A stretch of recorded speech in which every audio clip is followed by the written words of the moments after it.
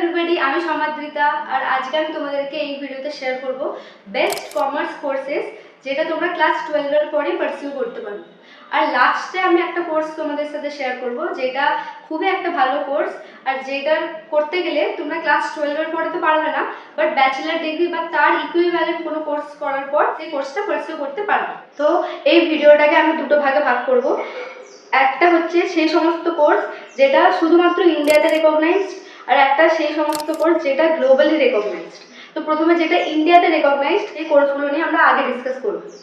তো নাম্বার 1 যে কোর্সটা হচ্ছে, সেটা আমি যে লিস্টে রেখেছি সেটা হচ্ছে সিএ, চার্টার্ড অ্যাকাউন্টেন্ট। খুবই একটা এটা পপুলার কোর্স, যেটা ICAI institute of chartered accountant of India দ্বারা এই কোর্সটা কন্ডাক্ট করানো হয়ে থাকে।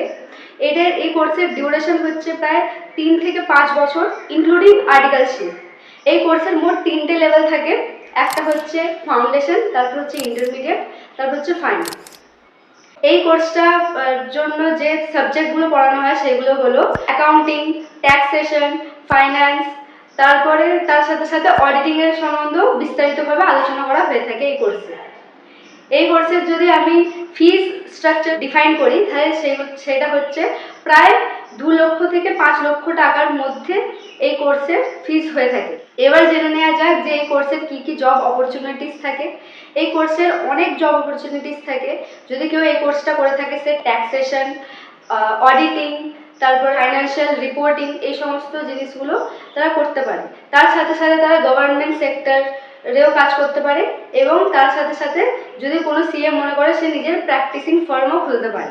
আমার ভিডিওর যে নেক্সট কোর্স যেটা আমি তোমাদের সাথে ডিসকাস করতে চলেছি সেটা হচ্ছে CMA, institute of cost and management accountant of India দ্বারা এই কোর্সটা করানো হয়ে থাকে।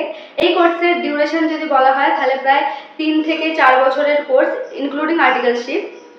এই কোর্সেরও 3টে লেভেল থাকে। একটা হচ্ছে ফাউন্ডেশন, তারপর হচ্ছে ইন্টারমিডিয়েট, তারপর হচ্ছে ফাইনাল। এই কোর্সের ক্ষেত্রে যে সাবজেক্টগুলো পড়ানো হয়ে থাকে সেটা মেইনলি কস্টের উপর বেস করে।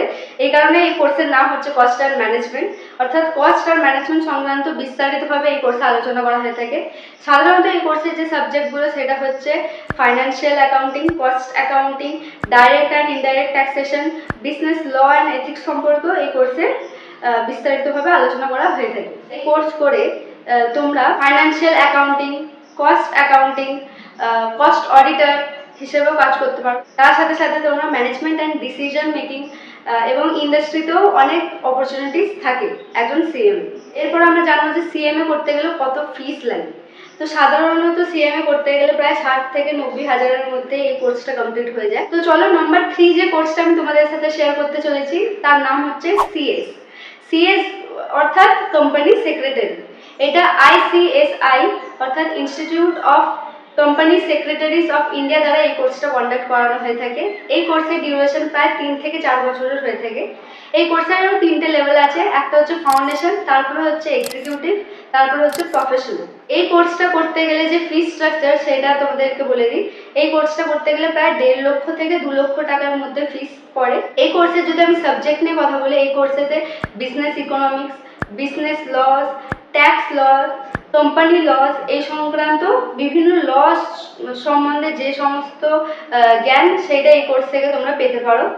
অনেকেই এই কোর্সের সাথে LLB করতে প্রেফার করে, তো তোমরা সেটাও অ্যাজ আ অপশন চুজ করতে পারো। এবার জেনে নেওয়া যাক যে এই কোর্সটা করতে গেলে কি কি জব অপরচুনিটিস থাকে। একজন CS company secretary, compliance officer, corporate governance, সেক্রেটারির অডিট সংক্রান্ত বিষয় নিয়ে তারা কাজ করতে পারে আর তাদের ফিউচার সিকিউর করতে পারে। তো চলো এবার জেনে নেওয়া যাক কিছু গ্লোবালি রেকগনাইজড কোর্স সম্পর্কে।